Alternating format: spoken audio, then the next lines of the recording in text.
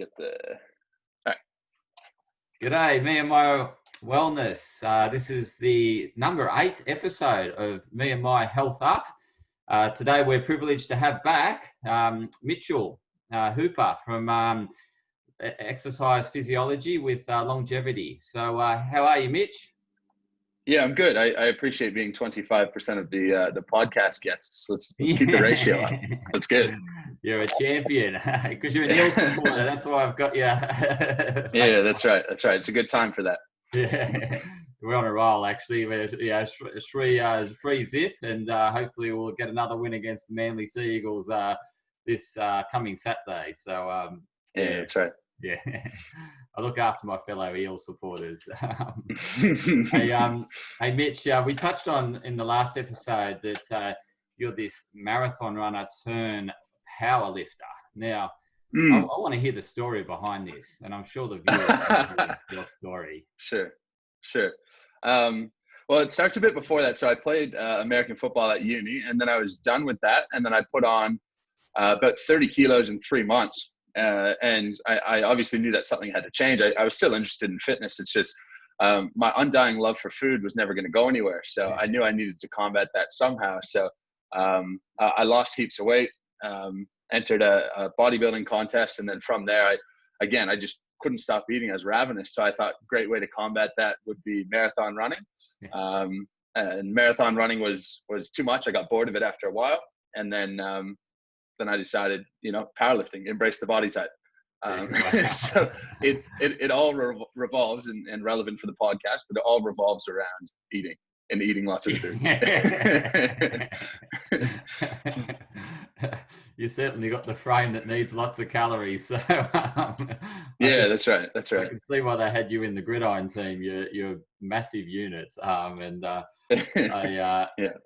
it's amazing how you could carry your frame over 42 kilometers and do it so well. So congratulations. Yeah, thank you. Stupidity.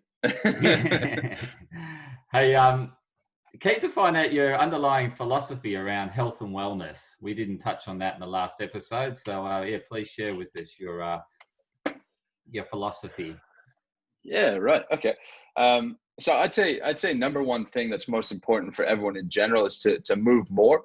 That's really general advice with how our society's gone with obviously with cars, with a lot of deaths, especially even more relevant now with working from home. But the more you can move, the better shape you're going to be in, the lower your risk for any comorbidity, the lower your risk for arthritis causing you pain, better weight management, etc. So that would be number one. I'd say number two is to get strong. So strength is actually the number one correlator with independence. So you often see older people who have, they tell you they walk 5K every day their whole life and their heart's in great shape, their lungs are in great shape, but they lose the strength to even do something as simple as stand up from a toilet. So I would say if you do those two things, you're certainly on the right track to staying healthy and achieving longevity. Okay, so that first one for everyone is to move more, and secondly, improve your strength, so more conditioning. And on that first one, Mitch, you touched on the pain and arthritic pain, and today's episode, and the reason why I got you back is to talk further on the pain subject. So that was a good segue into pain, and I'm keen to get your insight around pain, the drivers of pain, and what we can do about it if we're suffering any potential condition that's driving pain, or is it a past injury that we still get the phantom pain from that past injury. Just really keen to get your insight around this, because I know you're very passionate about this topic. Yeah, and it's probably the part I enjoy most about my job, when someone comes and they're in pain and then they come back and they go, you know what, I feel so much better, because the quality of life hits that you take when you're in significant pain, especially if there's uncertainty surrounding that pain, then it gets into your mental well-being as well.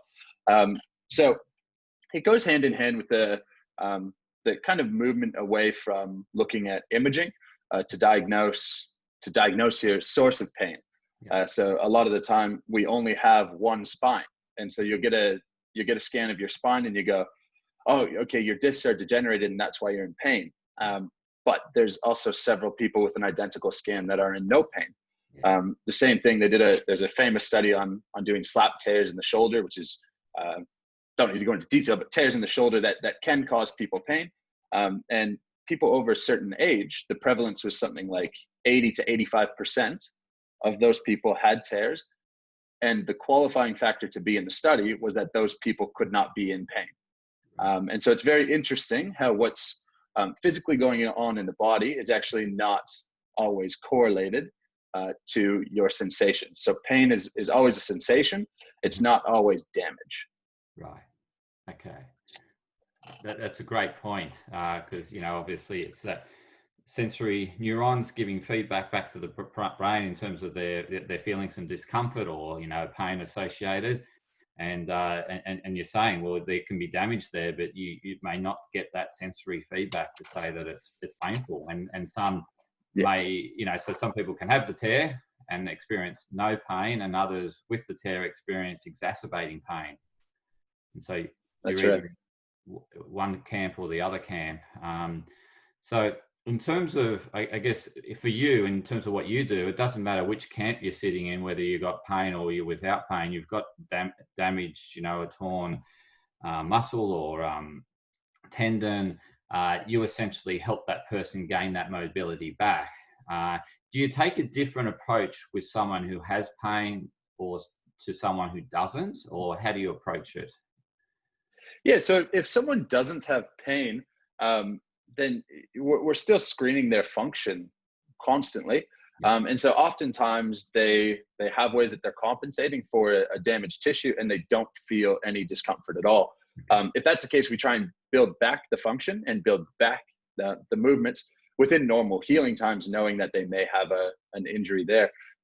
But yeah, it's when someone comes in and they are in pain, for example, the biggest thing is finding out why. What were the circumstances around the pain? When did you start feeling the pain? Because let's say you have back pain and you've been told you have degenerated discs. Well, we know that may or may not be the cause.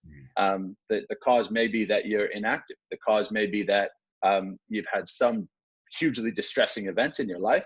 Or, oftentimes the cause is you just hurt yourself and you need a couple of weeks. So as healthcare practitioners, it's really our responsibility. If someone is in pain, we screen why, we give them expectations around how long that'll last, a pathway to full function, and letting people know that, they're not broken. Their body's amazing in what it can achieve.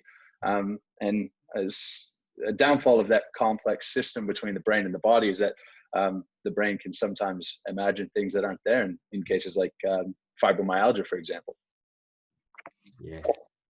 Yeah, absolutely. And you've got those war veterans that still carry that pain from that, the amputation of the leg. They no longer have the leg, it's healed and everything, but they still bear that pain of that leg.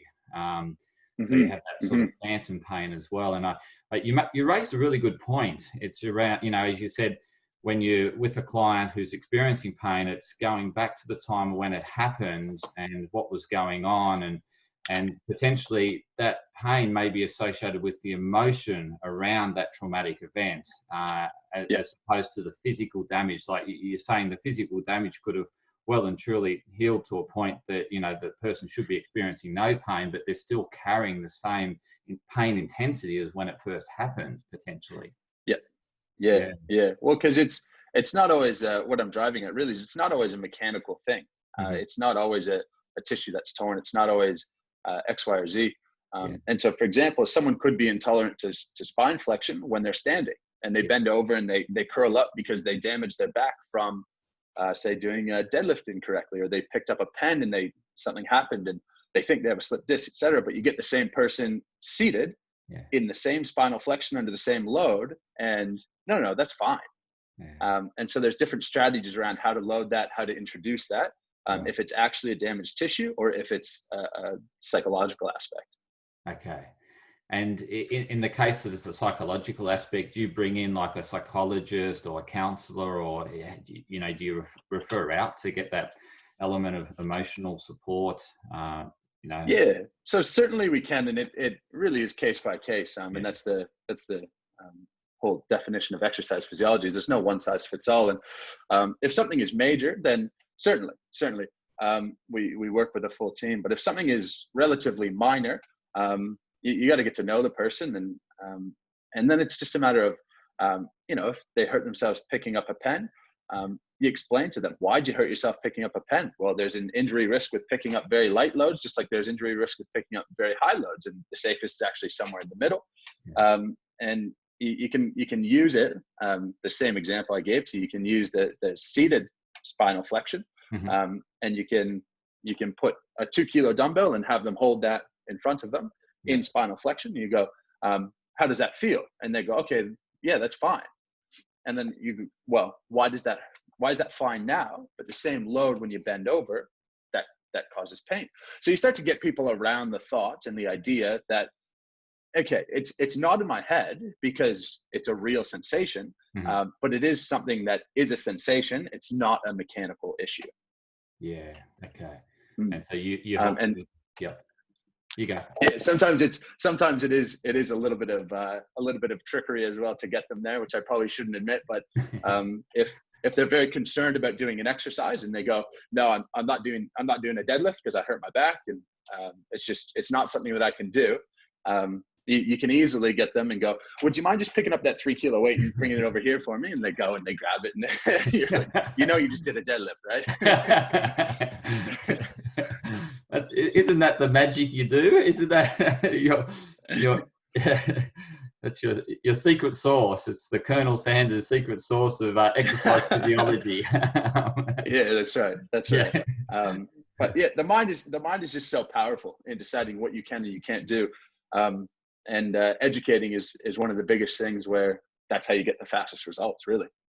Yeah, absolutely. I'm a big believer in that, empowering the client through education and giving them that why and understanding, and it helps them to obviously enact and do things properly and, carry through with your recommendations. So, so glad there's a few points I picked up on the fact that you're saying everyone's completely unique and different and comes, with a different set of problems, and, you work with that individual, and there's not a one size fits all in terms of what you do for someone. It's very specific and individualized. So I love that in terms of what you do, as well as how you, educate them and empower them around what they're experiencing. Well, and empowering is such an appropriate word to use, and that should be the number one asset on everyone's resume who's an allied healthcare professional or a doctor, because oftentimes we will get them better, we'll get them healthier, but we're just showing them the pathway. You're not putting the food in their mouth, and I'm not forcing them to do something. It's just, you do X, Y, and Z, you're going to be healthier than you were before, and we're on this path together. Yeah, it's that old adage, you give a man a fish, you feed him for a day. You teach him how to fish, you feed him for a lifetime, and it's exactly what we do. So I love it. Yeah, exactly. It's always better to get constant business through happy people's referrals than lifetime clients because they require your services. Yes, fantastic. Well put, Mitch. So what's your top tips for managing pain? So for anyone experiencing, any viewer or listener experiencing pain, what do you recommend they do? What are your top tips? Good question. So the top tip would have to be find out what it is. Okay. So you have to see an allied healthcare professional. You have to get it sorted, because my general advice is, if you have pain, it's probably okay. You can probably still move. But there are circumstances in which you may need surgical intervention. You tear an Achilles, me telling you, listen, you're probably going to be fine, is pretty bad advice. But you find out what it is first. And then number two, understand that pain is simply a response from your body. And it's just a feeling. It may or may not be physical damage. So a great analogy here is if you pinch your skin and you go, that really hurts, I'm going to stop that. But it doesn't indicate that I'm in serious danger. So it doesn't always mean that you're in danger. And then if I were to pinch my skin time after time after time after time, over time, it's going to stop hurting as much. So oftentimes, especially with things like arthritis, it hurts. I know it hurts, and that's unfortunate. We don't want you to be in excessive pain, but things like moving it are going to be painful, but over time, it's going to be less painful and it's going to feel better. Yeah. No, great. Mm. Great tips, Mitch. It's hence why I've got you on for 20% of the episodes is you give such sound advice and very well rounded, well thought out, and I just love your approach to patient centered care. So yeah, it's really good to have you on. And just I guess in concluding this topic, what are your top tips around maintaining good health? Yeah, I suppose that goes back to your first question of the podcast. And top tips for maintaining good health is going to be, from my perspective, number one is move. And however you move, that's moving is winning. If you're out of breath, if your heart rate is up, that's a good thing. Especially if you're exercising, you have no underlying condition, your heart's beating like crazy. It's probably fine. If you have no underlying condition, you can be out of breath. You can work yourself really hard. And I suppose the same thing I said in the last podcast, your body's not a car. You're not going to wear out because you moved it too much or because you did too much of this or that. Everything's really building tolerance to different things. And whatever you want to build your tolerance to, then you can do it. You move more, you get healthier. And that's how you achieve longevity, really. So my takeaway, certainly from my point of view, is to move and to move more. And I've been seated all day in front of a computer, so it's time for me to get up and move and get outside and get some sunshine and move my body. So thanks again, Mitch. Thanks for joining us. And how can they best contact you? Good stuff. So you can get to us through Facebook, Longevity, or Instagram, Longevity PTAU. We're also on Google, Longevity, Exercise, Physiology, and Personal Training. If you're in pain, you need some advice, you need that screening I talked about, definitely feel free to reach out and contact us. Absolutely. There's no better person to contact. So thanks, Mitch Hooper. Thanks for wrapping up episode 8 on pain. And yep, in conclusion, it's move more. And remember, your number 2 is strength and conditioning. And if you need some support in doing either or both, contact Mitch Hooper from Longevity EP. So thanks again, Mitch, and have a wonderful afternoon, and look forward to having you back sometime in the near future.